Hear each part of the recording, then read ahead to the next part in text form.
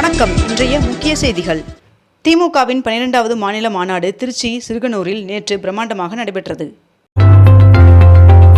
மாநிலங்களவை தேர்தலில் தமிழ்நாட்டிலிருந்து போட்டியிட்ட 6 வேட்பாளர்களும் போட்டியின்றி தேர்வாகினர். புதுச்சேரியிலும் குடும்ப தலைவிகளுக்கு வங்கிக் கணக்கில் 5000 ரூபாய் வரவு வைக்கப்பட்டுள்ளது. தமிழ்நாட்டில் வருகின்ற மார்ச் 12 மற்றும் 13 ஆகிய தேதிகளில் அதிகபட்ச வெப்பநிலை இயல்பை விட 2 டிகிரி செல்சியஸ் அதிகரிக்கும் என்று வானிலை ஆய்வு மையம் தகவல் தெரிவித்துள்ளது. ஃபிஃபா உலகக்கோப்பை 2026 கால்பந்து தொடரின் முழு அட்டவணை வெளியாகியுள்ளது. ஈரான் மீது அமெரிக்கா இஸ்ரேல் போர் காரணமாக வளைகுடா நாடுகளுக்கு கோவையிலிருந்து வெட் கிரைண்டர்கள் ஏற்றுமதி செய்வது பாதிக்கப்பட்டுள்ளது. மதுரை வழியாக மங்களூரு திருநெல்வேலி மற்றும் மங்களூரு ராமேஸ்வரம் ஆகிய 2 புதிய வாராந்திர ரயில் சேவைகளை தொடங்க ரயில்வே அமைச்சகம் ஒப்புதல் வழங்கியுள்ளது. தென் தமிழகத்தில் 11ஆம் தேதி முதல் மழைக்கு வாய்ப்பிருப்பதாக சென்னை வானிலை மையம் தகவல் தெரிவித்துள்ளது. பரங்கிமலை வேளச்சேரி இடையேயான பறக்கும் ரயில் தண்டவாள பாதுகாப்பு சான்று கிடைக்காததால் திட்டமிட்டபடி இன்று ரயில் இயக்க முடியாத நிலை ஏற்பட்டுள்ளதாக தகவல் வெளியாகியுள்ளது. ஈரோடு மாவட்டம் கொடுமுடியில் KP சுந்தராம்பாள் அவர்களின் வெண்கல சிலையை முதலமைச்சர் மு க ஸ்டாலின் அவர்கள் காணொலி காட்சி மூலமாக திறந்து வைத்தார். 14 கிலோ எடை கொண்ட வீட்டு உபயோக சிலிண்டரின் விலை 60 ரூபாய் உயர்த்தப்பட்டு 868 ரூபாய் 50 பைசாவிலிருந்து தற்பொழுது 928 ரூபாய் 50 பைசாவாக உயர்ந்துள்ளது. மேலும் 19 கிலோ எடை கொண்ட வணிக பயன்பாட்டிற்கான சிலிண்டரின் விலை 114 ரூபாய் 50 பைசா உயர்த்தப்பட்டு 2043 ரூபாய் 50 பைசாவாக விலை நிர்ணயம் செய்யப்பட்டுள்ளது. 21 கோடி ரூபாயில் அமைக்கப்பட்ட முதல்வர் படைப்பகங்கள் மற்றும் பள்ளி கட்டிடங்களை துணை முதல்வர் உதயநிதி ஸ்டாலின் அவர்கள் திறந்து வைத்தார். வடசென்னை அனல் மின் நிலையத்தில் ஏற்பட்ட பழுது காரணமாக 600 மெகாவாட் மின் உற்பத்தி பாதிக்கப்பட்டுள்ளது. டெல்லி மதுபான கொள்கை வழக்கில் முன்னாள் முதல்வர் அரவிந்த் கெஜ்ரிவால் உட்பட 23 பேரின் விடுதலையை எதிர்த்து CBI தாக்கல் செய்த மனுவை டெல்லி உயர்நீதிமன்றம் விசாரணைக்கு ஏற்றது. ஈரான் அமெரிக்கா இடையிலான இஸ்ரேல் போர் குறித்து மாநிலங்களவையில் அமைச்சர் ஜெய்சங்கர் அவர்கள் அறிக்கை தாக்கல் செய்துள்ளார். தெலுங்கானா திரையரங்குகளில் வாகனங்களுக்கு வசூலிக்கப்படும் பார்க்கிங் கட்டணத்தை ரத்து செய்து உயர்நீதிமன்றம் அதிரடி உத்தரவிட்டுள்ளது. தொழிலாளர் நலன் மற்றும் திறன் மேம்பாட்டுத்துறை சார்பில் 4 கோடியே 39 லட்சம் ரூபாய் செலவில் தொழிலாளர்களுக்கு ஓய்வு இல்லங்களை அமைச்சர் CV கணேசன் அவர்கள் திறந்து வைத்தார்.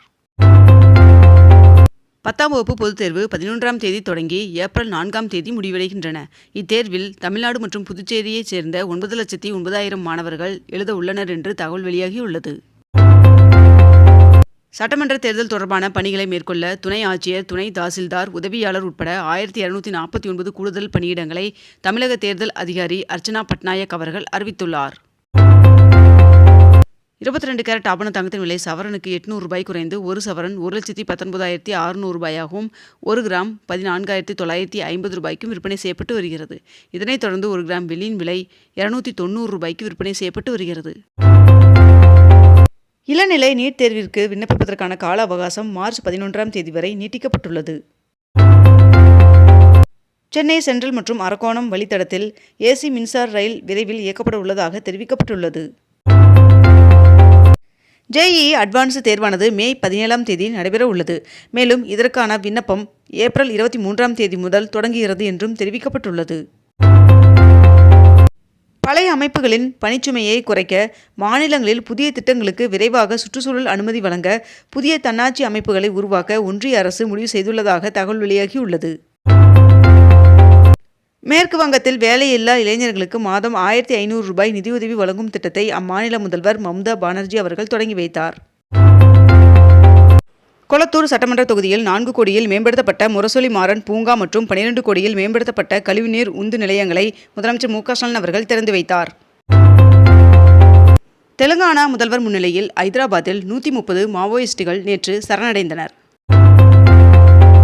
தமிழகத்தில் அடுத்து அமைய உள்ள திராவிட மாடல் 2.0 ஆட்சியில் மகளிர் உரிமைத் தொகை 2000 உயர்த்தப்படும் என்று முதலமைச்சர் மு க ஸ்டாலின் அவர்கள் உலக மகளிர் தின வாழ்த்தின் போது தெரிவித்துள்ளார்.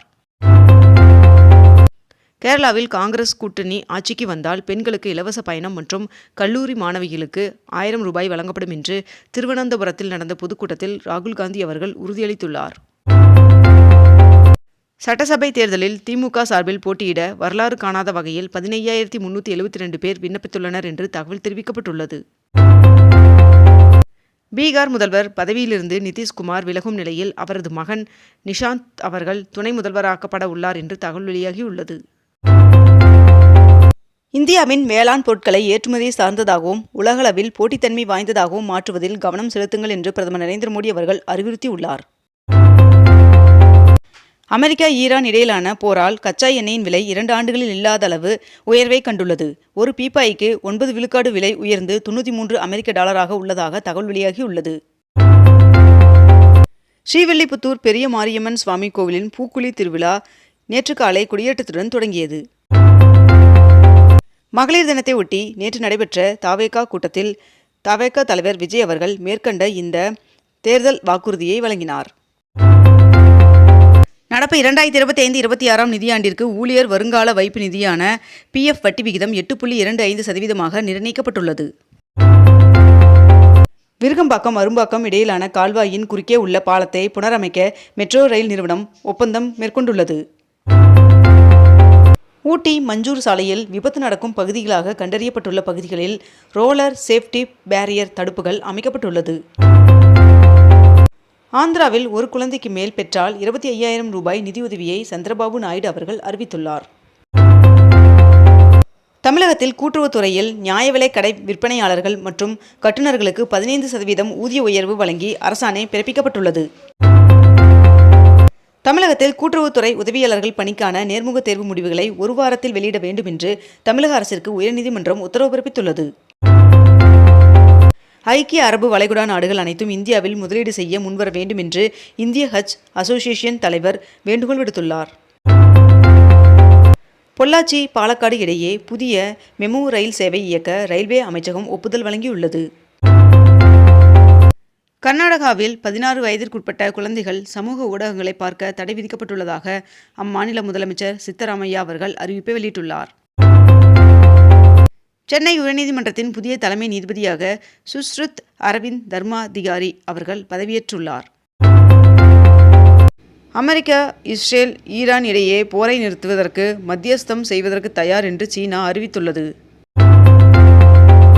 தனியார் பள்ளிகளில் அரசியல், மதம் சார்ந்த நிகழ்வுகள் மற்றும் பிரிவினையை தூண்டும் நிகழ்வினை நடத்துவதற்கு தடை விதித்து தமிழ்நாடு அரசு உத்தரவு பிறப்பித்துள்ளது.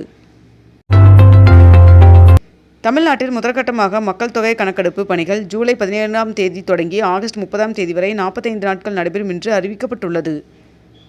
இத்துடன் இன்றைய தலைப்புச் செய்திகள் நிறைவடைகின்றன. மேலும் இதுபோன்ற அண்மை தகவல்களை உடனுக்குடன் தெரிந்து கொள்ள அக்னிபூ சேனலை சப்ஸ்கிரைப் செய்து கொண்டு தொடர்ந்து இணைந்திருங்கள். நன்றி, வணக்கம்.